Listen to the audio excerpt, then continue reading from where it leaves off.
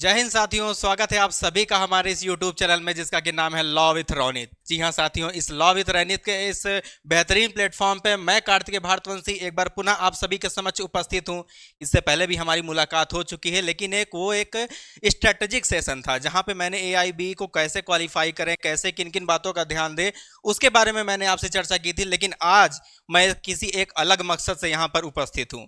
जी हाँ साथियों, जैसा कि आप हमारे पीछे देख रहे हैं कि नॉन कॉन्स्टिट्यूशनल बॉडी का जो आप थंबनेल देख रहे हैं, उसी के परिप्रेक्ष्य में आज यहाँ पे हम उपस्थित हैं। अगर नॉन कॉन्स्टिट्यूशनल बॉडी के बारे में बात करेंगे तो इसके अंतर्गत हमारी ढेर सारी जो चीज़ें हैं, जैसे कि हमारा प्लानिंग कमीशन हो गया, नीति आयोग हो गया, CIC हो गया, CBC जैसे ढेर सारे जो हमारे आयोग हैं, जो जिसको कि हम इसमें बताते हैं, उसी के तहत आज जो हम चर्चा करने वाले हैं वो हम चर्चा करने वाले हैं किसके बारे में? आज हम बेसिकली चर्चा करने वाले हैं NHRC के बारे में, जिसको कि हम बोलते हैं कि national human right commission. National human right commission के बारे में अगर हम बात करेंगे तो देखिए, नेशनल ह्यूमन राइट कमीशन का मतलब क्या होता है कि राष्ट्रीय मानवाधिकार आयोग, अर्थात जो हमारे राष्ट्र हित पे जो हमारे कार्य करता है, जो हमारे सेंट्रल लेवल पे कार्य करता है।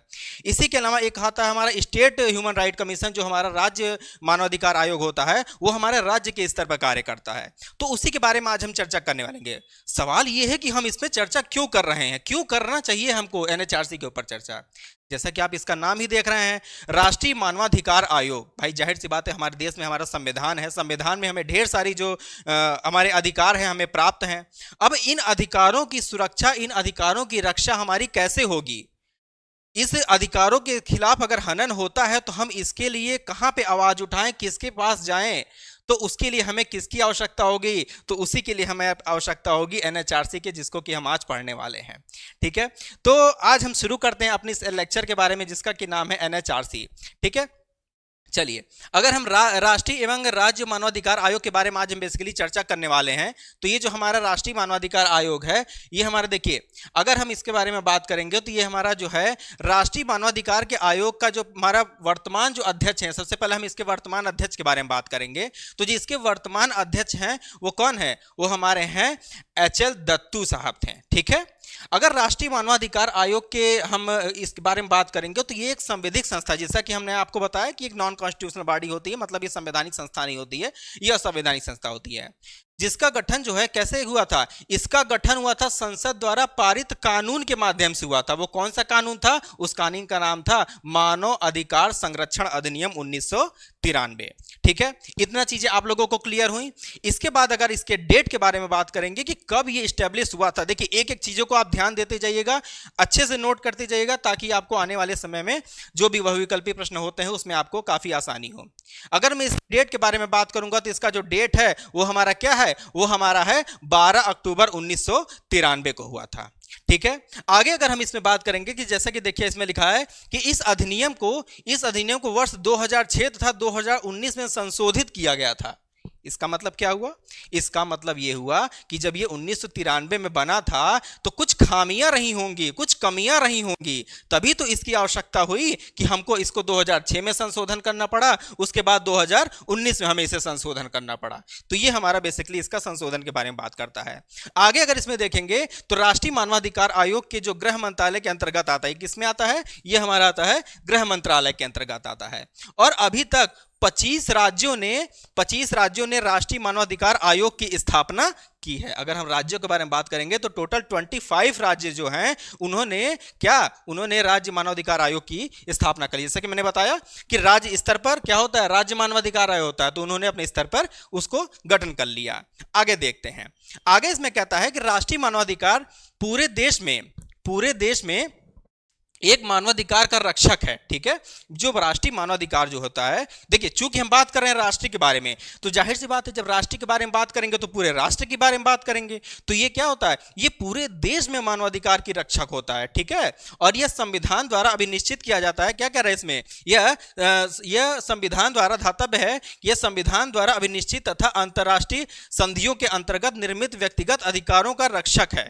ठीक है, मतलब जो भी व्यक्तिगत अधिकार होते हैं उसका रक्षक है। रक्षक का मतलब क्या होता है? उसकी रक्षा करने का। ठीक है, आगे देखते हैं। राष्ट्रीय मानवाधिकार आयोग की स्थापना के पीछे, राष्ट्रीय मानवाधिकार आयोग की स्थापना के पीछे क्या है? इसके इसके प्रमुख उद्देश्य हैं। अब वो कौन कौन से उद्देश्य हैं हमको उसको देखना होगा। ठीक है, देखिए, अगर हम राष्ट्रीय मानवाधिकार के उद्देश्यों के बारे में बात करेंगे तो सबसे पहला हमारा क्या है? ये हमारा है मानव अधिकार की सुरक्षा। ठीक है, मानव अधिकार की सुरक्षा जो है ये हमारा पहला अधिकार है। दूसरा क्या कह रहा है? दूसरा कह रहा है मानव अधिकार की आवाज उठाने वाली संस्थाओं को सुदृढ़ करना। भाई संस्था बना दिया हमने किसी व्यक्ति को जिम्मेदारी दे दिया कि आप जाइए और यहां पे इस कार्य को आप अंजाम दीजिए। ठीक है, आप जाइए इस कार्य को अंजाम दीजिए, लेकिन वो कार्य कर रहा है कि नहीं कर रहा, उन संस्थाओं को वो शक्ति मिली है कि नहीं मिली है। ठीक है, अब जैसे मान लीजिए किसी व्यक्ति को ड्राइविंग कराना है कि चलिए भैया आपको ड्राइविंग करना है, अब गाड़ी में सीट बेल्ट ही नहीं है तो वो डर डर के गाड़ी चलाएगा, उसको परेशानी होगी। कहने का मतलब ये है कि हम क्या करेंगे, उसको ऐसी गाड़ी प्रोवाइड कराएं जिसमें पूरी सेफ्टी हो, उसमें एयर बैग हो और आपको जो बेसिक चीजें होती जैसे सीट बेल्ट वगैरह जो भी चीजें होती हैं। तो वही है मानव अधिकार क्या करता है? आवाज उठाने वाली संस्था, मतलब जो भी संस्था होती हैं जो आवाज उठाती हैं मानव अधिकारों के बारे में, उसको क्या करते हैं?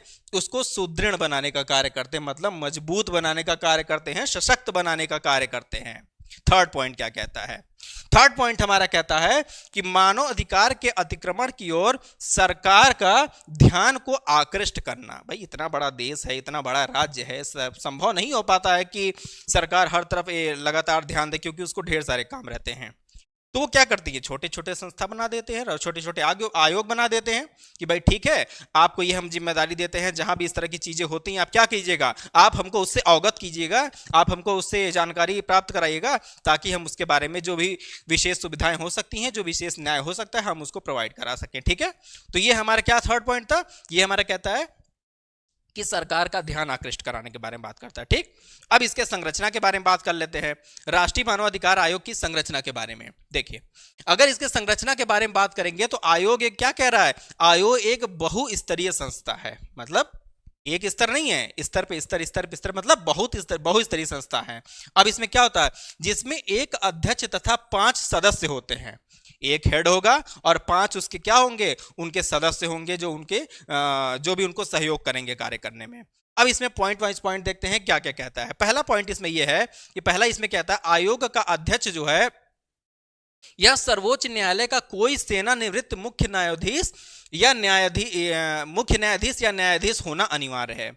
मतलब कह रहा है कि आप अध्यक्ष पद पर एक ऐसे व्यक्ति को विराजमान कीजिए, एक ऐसे व्यक्ति को बैठाइए जो एटलीस्ट सर्वोच्च न्यायालय का कोई रिटायर्ड जज हो या फिर जज हो, मतलब वर्तमान में जो कार्यरत जज हो। इसके अलावा अगला पॉइंट क्या कह रहा है? अगला पॉइंट कह रहा है कि यह सदस्य जो है उच्चतम न्यायालय में कार्यरत अथवा सेवानिवृत्त न्यायाधीश हो। मतलब क्या कह रहा है? वही जो पॉइंट यहां कह रहा है वही इसमें कह रहा है कि कार्यरत हो अथवा सेवानिवृत्त हो, मतलब दोनों में से कोई भी चलेगा। अगला पॉइंट हमारा क्या कहता है कि एक सदस्य जो उच्च न्यायालय में कार्यरत या सेवानिवृत्त मुख्य न्यायाधीश हो। मतलब अब ये भी कह रहा है कि ये जो एक ऐसा सदस्य होना चाहिए जो हाई कोर्ट के बारे में, ठीक है, यहां पे देखिए हाई कोर्ट के बारे में बात कर रहा है और यहां पे क्या, यहां सर्वोच्च न्यायालय के बारे में बात कर रहा है। अब देखिए यहां पे अध्यक्ष के बारे में बात कर रहा है और यहां पे सदस्य के बारे में, इसके अलावा आगे भी सदस्य के बारे में बात करेगा। तो ध्यान देने वाली बात क्या है, जहां पे अध्यक्ष के बारे में बात करेगा वहां पे हम सुप्रीम कोर्ट के बारे में बात करेंगे। मतलब सुप्रीम कोर्ट का कोई रिटायर्ड जज होना चाहिए या फिर वहां का कोई कार्यरत जज होना चाहिए। इसके अलावा अगर हम सदस्यों के बारे में बात करेंगे तो एक सदस्य एटलीस्ट ऐसा होना चाहिए जो सुप्रीम कोर्ट में कार्यरत होना चाहिए या फिर रिटायर होना चाहिए जज। ठीक है, एक और ऐसा सदस्य होना चाहिए जो हाई कोर्ट में कार्यरत होना चाहिए या फिर रिटायर्ड मुख्य न्यायाधीश होना चाहिए। ठीक, ये पॉइंट आपको समझ में आया। अगला पॉइंट बढ़ते हैं। अगला पॉइंट कह रहा है कि 3 अन्य सदस्य, टोटल हमने 5 बताए थे, तो 3 अन्य सदस्य जिन्हें क्या कह रहा है, मानव अधिकार से संबंधित कार्यों का अनुभव एवं ज्ञान होना चाहिए, जिसमें एक महिला का होना आवश्यक है। बहुत ही इंपॉर्टेंट पॉइंट है, महिलाओं का होना आवश्यक है। भाई जाहिर सी बात है, कई चीजें ऐसी होती है हमारे देश में, कई घटनाएं ऐसी होती हैं, कई समस्याएं ऐसी होती हैं जो महिलाओं के प्रति होती हैं। तो भाई अब महिला कोई विक्टिम है, कोई पीड़ित है, तो वो अपनी बात को किसी पुरुष के साथ कैसे ही मतलब अच्छे से कह पाएगी, नहीं कह पाएगी, कहीं ना कहीं उसको असहज महसूस होगा। तो इसलिए यहाँ पे ये व्यवस्था की गई है कि एटलीस्ट उसमें एक महिला होनी चाहिए जो महिलाओं को विशेष रूप से उनकी आवाजों को हमारी सरकारों तक पहुंचाने का कार्य करें। ठीक है, इसमें क्या कह रहा है, और इसमें 3 सदस्य में कौन कौन बताया कि इसमें मानवाधिकार से संबंधित कार्यों का अनुभव तथा ज्ञान होना चाहिए। वही ज्ञान भाई हो सकता है, भाई हमको किसी उसमें कार्य करने का अनुभव हो, हमको उसके बारे में नॉलेज हो, हमने उसके बारे में पढ़ा हो, तो उससे हमारा अनुभव भी प्राप्त होता है, और हमें उसके बारे में अगर नॉलेज होती है तो हम उसके सदस्य हो सकते हैं। ठीक, इसमें क्या कह रहा है कि 3 अन्य सदस्य में जिसमें मानवाधिकार के संबंधित कार्यों का अनुभव का ज्ञान होना चाहिए तथा जिसमें एक महिला होनी चाहिए। बातें आपको समझ में आई। अगला, इन पूर्णकालिक सदस्यों के अतिरिक्त 7 पदेन सदस्य होने चाहिए। ठीक है, 7 पदेन सदस्य होना चाहिए। राष्ट्रीय अल्पसंख्यक आयोग के अध्यक्ष राष्ट्रीय अनुसूचित जाति व राष्ट्रीय अनुसूचित जनजाति आयोग के अध्यक्ष। ठीक है, मतलब कह रहा है कि इन पूर्वकालिक सदस्यों के अतिरिक्त, मतलब ये पूर्णकालिक सदस्य हैं, इनके अतिरिक्त क्या होना चाहिए, 7 पदेन सदस्य होने चाहिए। 7 पदेन सदस्य में कौन कौन होने चाहिए, पहला हमारा क्या कह रहा है, राष्ट्रीय अल्पसंख्यक आयोग के अध्यक्ष होने चाहिए, फिर राष्ट्रीय अनुसूचित जाति एवं राष्ट्रीय अनुसूचित जनजाति आयोग के अध्यक्ष होनी चाहिए। इसके अलावा देखिए SC/ST के बारे में बात किया, अब OBC के बारे में कह रहा है कि राष्ट्रीय पिछड़ा वर्ग आयोग के अध्यक्ष होना चाहिए, राष्ट्रीय बाल अधिकार संरक्षण आयोग के अध्यक्ष होने चाहिए, फिर दिव्यांगों संबंधी मुख्य आयुक्त तथा राष्ट्रीय महिला आयोग के अध्यक्ष शामिल होते हैं। मतलब कुल मिला के आप इसमें देखेंगे तो SC को शामिल कर लिया, SC के मतलब अध्यक्ष हो गया, ST के अध्यक्ष हो गए, OBC के अध्यक्ष हो गए, महिलाओं को शामिल कर लिया। मतलब ये क्या होते हैं, ये हमारे टोटल 7 पदेन अध्यक्ष हैं, मतलब ठीक है, इनके बारे में बात कर रहा है। अब आते हैं इनकी नियुक्ति कैसे होती है। भाई इनकी नियुक्ति की भी तो क्राइटेरिया होनी चाहिए। भाई इनको नियुक्त कैसे करेंगे, तो कुछ प्रोसीजर होगा, बिल्कुल है प्रोसीजर। क्या है प्रोसीजर, चलिए जानते हैं क्या प्रोसीजर है।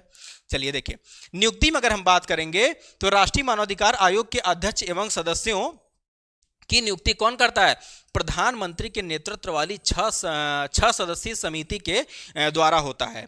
अब इस समिति में कौन कौन होता है, इस समिति में अगर देखा जाए तो इसमें समिति में टोटल हमारे क्या होता है, लोकसभा के अध्यक्ष होते हैं और राज्यसभा के उपसभापति होते हैं और संसद के दोनों सदनों के मुख्य विपक्षी दल के नेता, ठीक है, लीडर ऑफ ऑपोजिशन जिसको हम बोलते हैं, मुख्य विपक्षी दल के जो नेता होते हैं, प्लस केंद्रीय गृह मंत्री जो वर्तमान में हमारे अमित शाह जी हैं की सिफारिश पर राष्ट्रपति द्वारा की जाती है। मतलब इनकी नियुक्ति के लिए क्या प्रोसीजर हमने बताया, इनकी नियुक्ति जो होती है राष्ट्रीय मानवाधिकार आयोग के अध्यक्ष एवं सदस्यों की नियुक्ति जो होती है प्रधानमंत्री के 6 सदस्यीय समिति के द्वारा होती है। वो 6 सदस्य समिति कौन कौन सी थी, प्रधानमंत्री में प्रधानमंत्री प्लस लोकसभा अध्यक्ष प्लस राज्यसभा के उपसभापति प्लस दोनों सदनों के मुख्य विपक्षी दल के नेता प्लस केंद्रीय गृह मंत्री की सिफारिश पर किसके द्वारा, राष्ट्रपति के द्वारा की जाती है। ठीक है, इतना क्लियर हुआ, इतना आपको ध्यान देना है। आगे बढ़ते हैं, अगला हमारा क्या कहता है, राष्ट्रीय मानवाधिकार आयोग का कार्यकाल क्या होता है। ठीक है, आइए कार्यकाल देख लेते हैं क्या होता है। तो अगर इसके हम कार्यकाल के बारे में बात करेंगे तो इनके आयोग के अध्यक्ष व सदस्यों का कार्यकाल कितना होता है, 3 वर्ष या 70 वर्ष की आयु तक जो भी पहले हो जाए। ठीक, मान लीजिए कोई ऐसा व्यक्ति है, ठीक है, मान लीजिए कोई ऐसा व्यक्ति है जो 68 वर्ष की उम्र में उसको इसका सदस्य बनाया जा रहा है। ठीक है, तो अगर उसकी उम्र 70 साल हो गई, मतलब 2 ही साल में हो गई, तो 3 साल का कार्यकाल पूरा ही नहीं कर पाया। ठीक है, तो वो रिटायर मान लिया जाएगा।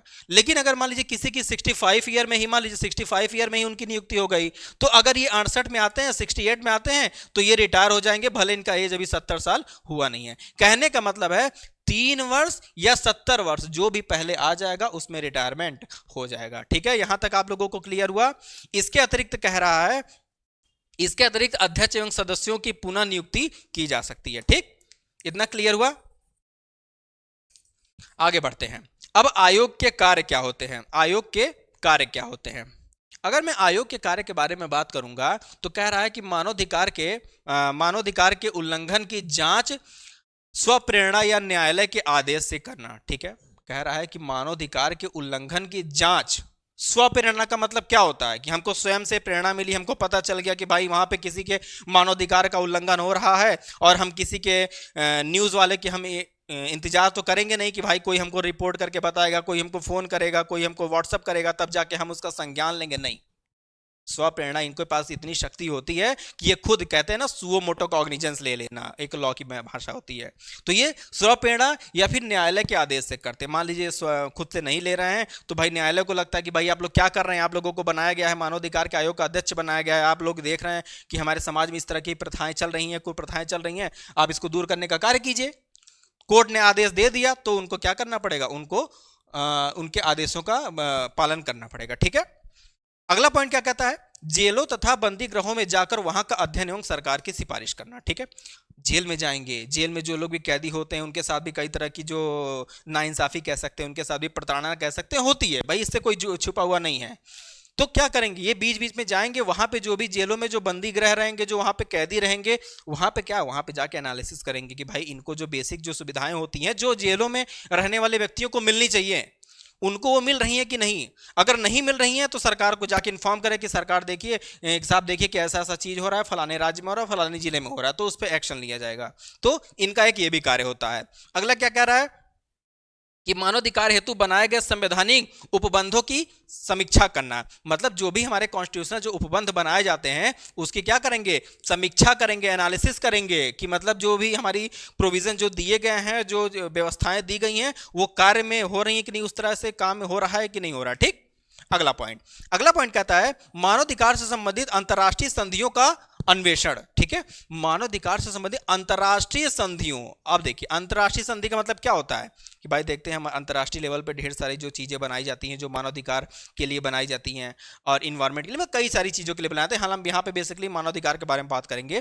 तो जो भी संधि बनाई जाती हैं उसको क्या करना है, उसका अन्वेषण का मतलब जांच करना कि वो सारी चीजें फुलफिल हो रही हैं कि नहीं, क्या हम किसी अंतर्राष्ट्रीय संधि का उल्लंघन तो नहीं कर रहे हैं, इस चीजों को पर्टिकुलर वो जांच करने का कार्य करते हैं। ठीक, अगला पॉइंट ये कह रहा है कि आतंकवाद तथा उन सभी कारणों की समीक्षा करना जो मानवाधिकार का उल्लंघन करते हैं। क्या कह रहा है, आतंकवाद तथा उन सभी कारणों की समीक्षा करना जो मानवाधिकार का उल्लंघन करते हैं। आप हमारे कश्मीर में देख लीजिए, आतंकवादी घटनाएं आए दिन होती रहती हैं। तो क्या ये मानवाधिकार का कर्तव्य नहीं बनता है, इनका कर्तव्य बनता है कि वहां पर जाएं और समीक्षा करें कि ऐसी कौन सी चीजें आ रही हैं, कौन सी विपदाएं आ रही हैं, जिस तरह की इस तरह की जो घटनाएं हैं, जो आतंकवादी घटनाएं वो क्या हो रही हैं, वो वहां पे उत्पन्न हो रही हैं। तो इनकी भी समीक्षा करना इनका कार्य होता है और जो मानवाधिकार का क्या करते हैं, उल्लंघन करते हैं। ठीक, यहां तक क्लियर हुआ, आगे देखते हैं। अब इनके अगला कार्य होता है कि इनके संबंध जन जागरूकता फैलाना। ठीक है, आयोग की शक्तियां, भाई आप लाख बना लीजिए, कमेटी बना लीजिए, आयोग बना लीजिए, लोगों को पता ही नहीं है। अब मान लीजिए हमारे लिए सरकार एक योजना निकाल दे रही है कि भाई 50,000 रुपया हर व्यक्ति को मिलेगा, हर टीचर को मिलेगा, और जो मतलब अपनी पढ़ाई कंप्लीट कर चुका है, हमें इसके बारे में जानकारी ही नहीं है, तो हम कैसे जानेंगे, हमको कैसे मिलेगा। तो उसके लिए जरूरत होता है जागरूकता फैलाना, जन जागरूकता फैलाना। जब तक लोगों को यह पता नहीं होगा कि उनके अधिकार क्या हैं, वो कैसे अपने अधिकारों के प्रति आवाज उठाएंगे। तो मानवाधिकार का यह भी कार्य होता है कि आप इनके लिए जागरूकता हो, आप सर्वे सर्वे के माध्यम से करा सकते हैं, न्यूज़पेपर में आर्टिकल निकलवा सकते हैं, आप रेडियो के माध्यम से जो गांव देहात में सुने जाते हैं उसके माध्यम से आप सूचनाएं प्रसारित करा सकते हैं। मतलब कई सारे ऑप्शंस होते हैं, जागरूकता फैलाने का कोई एक जरिया नहीं होता, बहुत सारे जरिया होते हैं। ठीक, यहां तक क्लियर हुआ। अब हम आते हैं आयोग की शक्तियां क्या होती हैं। आयोग तो बन गया, इनकी शक्तियां क्या होती हैं। इनकी शक्तियों के बारे में अगर हम बात करेंगे तो इनका क्या कह रहा है, प्रधान कार्यालय दिल्ली तथा भारत के अन्य सभी स्थानों में भी कार्यालय खोलने की शक्ति होती है। अब भैया मान लीजिए तमिलनाडु में कोई मानवाधिकार का उल्लंघन हो रहा है, अब उनको कोई भी चीज़ें हो रही हैं, रिपोर्ट ला के प्रेषित करना है तो दौड़ के आ रहे हैं, दिल्ली आ रहे हैं। हाँ, आपको वहाँ अंडमान निकोबार से दिल्ली आ रहे हैं, अरुणाचल से दिल्ली आ रहे हैं, गुजरात, मतलब दूरी बहुत ज़्यादा बढ़ जाती है ना, तो हर चीज़ें पॉसिबल नहीं होती। जो इसको हम बोलते हैं त्वरित न्याय, वो नहीं मिल पाता है। तो भाई इनकी ये शक्ति होती है कि ये दिल्ली के अलावा भारत के किसी भी अन्य स्थानों में क्या कर सकते हैं, कार्यालय खोल सकते हैं जहां से कार्य हो सके। ठीक है, यहां तक क्लियर हुआ। अगला, आयोग के पास सिविल न्यायों के बराबर अधिकार, आयोग के पास स्वयं का जांच का दल भी होता है। ठीक है, मतलब इनके पास क्या, जो सिविल न्यायालय के बराबर जो अधिकार होते हैं, जो सिविल न्यायालय के पास जो भी मतलब शक्तियां होती हैं, उनके बराबर इनके पास अधिकार होते हैं। इसके अलावा क्या होता है, इनके पास स्वयं जांच का एक दल भी होता है। ठीक है, अब ये नहीं कि मान लीजिए कोई एनएचआरसी से आया किसी प्रकार की जांच पड़ताल करने, तो आप कहते हैं आप कौन होते हो, पुलिस वाले हो, कोर्ट आपको भेजी है, प्रधानमंत्री जी भेजे हैं, हम आपको नहीं जांच में सहयोग करेंगे। नहीं, इनके पास भी क्या होता है, एक जांच का दल होता है, ये भी चाहे तो अपने लेवल पे क्या कर सकते हैं, जांच कर सकते हैं। ठीक है, यहां तक क्लियर हुआ? आगे बढ़ते हैं। अब आयोग की भूमिका एवं क्षेत्र के बारे में बात कर लेते हैं। इसके अगर भूमिका एवं क्षेत्र के बारे में बात कर लेंगे तो राष्ट्रीय राज्य मानवाधिकार आयोग का कार्य सलाहकारी संस्था के रूप में होता है। मतलब देखिए अभी क्या होता है, इनका कार्य ये होता है कि ये सलाह दे सकते हैं। ठीक है, ये सलाहकारी संस्था के रूप में होता है। ठीक, फिर क्या कह रहा है, यह मानवाधिकार से संबंधित दोषियों को दंड देने का अधिकार नहीं रखता है। क्या, ये दंड देने का अधिकार नहीं है, ये केवल ये कह सकते हैं कि भाई देखिए फलाने व्यक्ति के वजह से फलाने व्यक्ति को नुकसान हुआ है, उनके अधिकारों का हनन हुआ है, उल्लंघन हुआ है, अब इससे क्या करेंगे, ये सरकार को अवगत करा देंगे कि देखिए ये चीजें ठीक नहीं हो रही हैं, गलत हो रही हैं, इस चीज को रोकना चाहिए तत्काल से, ये सलाह दे सकते हैं। ठीक है, लेकिन अभी ये कहें कि चलो तुमको जेल में डाल देंगे, तुमको बंद कर देंगे, तुमको ये कर देंगे, वो कर देंगे, तो वो चीजें नहीं होंगी। ठीक है, मतलब ये दंड देने का कार्य नहीं कर सकते हैं, कि किसी प्रकार की पनिशमेंट देने का इनका अधिकार नहीं है। ठीक, हालांकि सरकार आयोग की सिफारिशों को गंभीरता से लेती है। ठीक है, मतलब जो सरकार होती है भाई, उन्होंने ही तो इसका गठन किया है, तो क्या करेंगे, उनकी सिफारिशों को गंभीरता से लेंगे कि हाँ भाई ठीक है आप बता रहे हैं, मतलब आप सारी जांच पड़ताल करके बताए होंगे, तो वो क्या करते हैं, उसको गंभीरता से लेते हैं और उस पर अपना कार्य करते हैं। आयोग मानवाधिकार से संबंधित विभिन्न विषयों को निष्पादित करता है। ठीक है, जिसमें से कुछ निम्न है। अब कौन कौन से विषय हैं, आइए उसको देख लेते हैं। पहला क्या कह रहा है, बंधुआ मजदूरी की समाप्ति की ओर पहल करता है। कौन, ये जो आयोग होता है। इसके अलावा क्या कह रहा है कि रांची, आगरा, ग्वालियर में मानसिक अस्पतालों का क्रियान्वयन राष्ट्रीय मानवाधिकार आयोग का कार्य होता है। मतलब क्या, जो मानसिक रोग जो होते हैं वो उनका जो वो होता है, अस्पताल होता है, कहाँ कहाँ, रांची, आगरा, ग्वालियर। ठीक है, तो इसमें क्या, उन जो अस्पताल होते हैं उनका क्रियान्वयन करना किसका कार्य होता है, राष्ट्रीय मानवाधिकार आयोग का कार्य होता है। इसके अलावा अगला क्या है कि भोजन, गरीबी, बाल विवाह, बाल श्रम, यौन हिंसा के खिलाफ क्या होता है, कदम उठाने का कार्य करते हैं। अगला पॉइंट क्या कहता है, ह्यूमन ट्रैफिकिंग तथा महिलाओं संबंधी सामाजिक जटिलताओं संबंधी समस्याओं का परीक्षण। मतलब ह्यूमन ट्रैफिकिंग, महिलाओं संबंधी जटिलताओं संबंधी समस्याओं का परीक्षण, महिलाओं को जो भी दिक्कतें होती हैं उन सभी का परीक्षण करने का कार्य कौन करेगा, राष्ट्रीय मानवाधिकार आयोग करेगा। फिर कार्यस्थल पर महिलाओं का उत्पीड़न एवं सामाजिक क्षेत्रों में किशोर महिला उत्पीड़न संबंधी मुद्दे। ठीक है, मतलब जो वर्क प्लेस पे जो ऑफेंस वगैरह होते हैं महिलाओं के प्रति, जो बच्चों के प्रति हैं, जो सामाजिक क्षेत्र में जो भी युवा होते हैं, जो बच्चे होते हैं, जो इनका यौन उत्पीड़न होता है, तो वो सारी चीज़ों पे क्या होता है, ये सारी मुद्दों पे इनका कार्य होता है कि उस पर सरकार का ध्यान आकर्षित करना। इसके अलावा एचआईवी एड्स से पीड़ित विकलांगों तथा घुमंत जनजातियों संबंधित समस्याएं। मतलब कुछ ऐसी जनजातियां होती हैं जिनका एक ठिकाना नहीं रहता है, ये घुमक्कड़ प्रजाति के रहते हैं, तो उनकी क्या क्या समस्याएं हो रही हैं उसके बारे में भी सरकार को अवगत कराना। इसके अलावा एचआईवी एड्स से जो पीड़ित होते हैं एवं विकलांग जो होते हैं उनके बारे में भी सरकार को अवगत कराने का कार्य करते हैं। ठीक है, अब नोट में देखते हैं। नोट में इसमें यह कह रहा है कि राष्ट्रीय तथा राज्य मानवाधिकार आयोग के कार्य कमोबेश एक तरह के होते हैं। हालांकि क्षेत्र के संबंध में राष्ट्रीय आयोग का क्षेत्र संपूर्ण राष्ट्र, जबकि राज्य आयोग का क्षेत्र क्या होता है, राज्य विशेष होता है। जैसे मैंने आपको शुरू में ही बताया कि जो हमारे राष्ट्रीय मानवाधिकार आयोग होती है उसका जो क्षेत्राधिकार होता है पूरे देश में होता है, लेकिन जो हमारा राज्य मानवाधिकार आयोग होता है उसका पर्टिकुलर उसी राज्य में क्या होता है, उसका क्षेत्राधिकार होता है। ठीक, अब इनके अध्यक्ष एवं सदस्यों को हटाया कैसे जाता है उसको भी समझने की आवश्यकता है। ठीक है, अगर इनके सदस्यों को हटाने के बारे में बात करेंगे तो भारत का जो राष्ट्रपति होता है वो अध्यक्ष तथा सदस्यों को क्या कर सकता है, वो तभी हटा सकता है जब कुछ परिस्थितियां विद्यमान हो। वो कौन सी परिस्थितियां हैं उसके बारे में समझ लेते हैं। तो पहली परिस्थितियां क्या होती है, दिवालिया होने की स्थिति में। ठीक, दूसरा क्या हो गया, कार्य क्षेत्र के अतिरिक्त अन्य किसी कार्य में संलिग्ध हो रहे हैं, उनका मन कहीं और लग रहा है, एक साथ 5 ठो काम कर रहे हैं। ठीक है, तो ऐसे कंडीशन में अगर राष्ट्रपति को लगता है तो हटा सकते हैं। इसके अलावा अगला क्या कहता है कि मानसिक एवं शारीरिक कारणों से कार्य करने में अगर असमर्थ है, भाई उनको तबीयत नहीं ठीक लगती है, हमेशा बीपी लो हो जाता है, शुगर बढ़ जाता है, तो ऐसे कहेंगे ठीक है आप जाइए आराम करिए भाई। ठीक है, इसके अलावा न्यायालय द्वारा घोषणा की जाए कि अमुक व्यक्ति मानसिक रूप से अस्वस्थ है एवं कोई क्या कह रहा है, सजा व्यक्ति है। मतलब अगर न्यायालय ये चीज की घोषणा कर देता है कि सर देखिए कि ये जो व्यक्ति है ये मानसिक रूप से ठीक नहीं है, तो ऐसे कंडीशन में भी क्या होगा, राष्ट्रपति उनको हटाने का कार्य कर सकती है। ठीक, अब राज्य मानव अधिकार की संरचना के बारे में बात करेंगे। तो राज्य मानव अधिकार की संरचना के बारे में बात करेंगे तो ये क्या होता है, यह एक बहुस्तरीय निकाय होता है जिसमें एक अध्यक्ष एवं 2 अन्य सदस्य होते हैं। ये तीनों सदस्य आयोग के पूर्णकालिक सदस्य होते हैं। ठीक है, पूर्णकालिक सदस्य मतलब क्या होते हैं, लंबे समय के लिए होते हैं।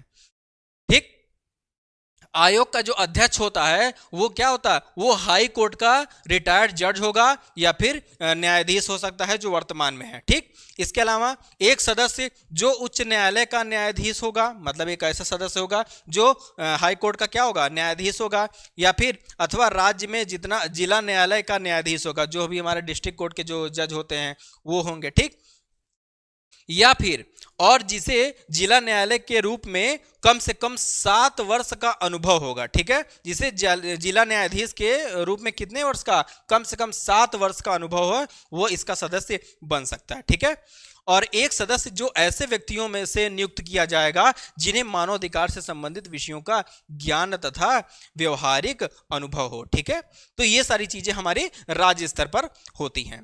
तो देखिए बेसिकली ये था आज का जो हमारा टॉपिक था, वो क्या था, ये हमारा टॉपिक था राष्ट्रीय मानवाधिकार आयोग तथा राज्य मानवाधिकार आयोग के बारे में आज हमने बताया। बेसिकली हमने इसके में समझा क्या, हमने इसमें यह समझा कि जो हमारे देश में महिलाएं, बच्चे, बुजुर्ग, इन सभी के प्रति जो वो होता है, क्या होता है, इन सभी के प्रति जो भी चीजें होती हैं वो उनके खिलाफ कैसे आवाज उठाई जाती हैं। ठीक है, इसमें कुछ और पॉइंट बचे हैं, जैसे कि राज्य मानवाधिकार की नियुक्ति कैसे होती है। तो देखिए बेसिकली सेम वैसे ही है जैसे हमने उसमें देखा था, राष्ट्रीय मानवाधिकार आयोग में देखा था। तो जैसे इसमें आयोग के अध्यक्ष एवं सदस्यों की नियुक्ति वहां राष्ट्रपति करता था, यहां राज्यपाल करता था, यहां एक समिति की सिफारिश पर की जाती है, और इस समिति में राज्य के मुख्यमंत्री के नेतृत्व में, वहां प्रधानमंत्री का नेतृत्व होता था, यहां मुख्यमंत्री के नेतृत्व में होता था। ठीक है, और क्या विधानसभा अध्यक्ष, राज्य का गृह मंत्री तथा राज्य का विधानसभा के विपक्ष का नेता एवं अन्य, सेम टू सेम वही है, बस यहां पे वो लोकसभा की जगह यहां पे आपको विधानसभा कर देना। ठीक है, यहां राज्य स्तर पर हो रहा है। यदि अमुक राज्य में विधान परिषद हो तो विधान परिषद का अध्यक्ष एवं विधान परिषद में विपक्ष के नेता भी इस समिति के सदस्य के रूप में शामिल होते हैं। ठीक है, फिर अब इसके बाद में अब राज्य मानवाधिकार के आयोग को कैसे हटाया जाता है, तो सेम वही चीजें हैं जैसे आपको केंद्रीय वाले में हटाया जाता है।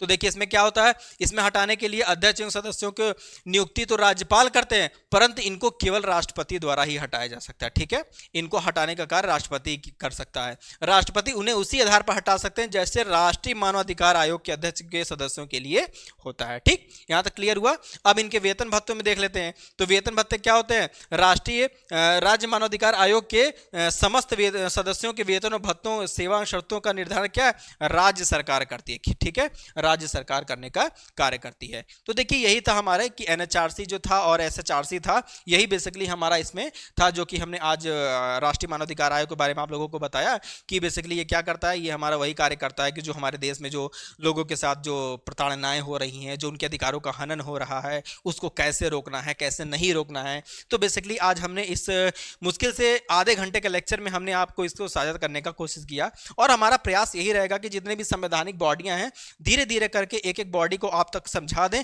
अगर आप इसको 2x की स्पीड में देखेंगे तो 15 मिनट के लेक्चर में आपका पूरा एनएचआरसी और एसएचआरसी आपका खत्म हो जाएगा। ठीक है, तो लॉ विथ रोनित के इस चैनल पे आप लोगों को इस तरह के वीडियोस वगैरह मिलते रहेंगे, इस तरह के लेक्चर्स मिलते रहेंगे, और बाकी आप लोग टॉपिक्स के कुछ डिमांड भी कर सकते हैं। जो टॉपिक आपको पढ़ने हैं उसको हम आपको पढ़ा भी सकते हैं। तो आप कमेंट सेक्शन में बताना मत भूलिएगा कि आपको किस टॉपिक पे वीडियोस चाहिए। हम पूरा प्रयास करेंगे, अपने पूरा एफर्ट करेंगे कि आप लोगों को उस पर वीडियो मिल जाए। फिलहाल के लिए आज के लिए इतना ही, मिलते हैं आपसे किसी नए वीडियो में, तब तक के लिए बहुत बहुत धन्यवाद। Thank you so much.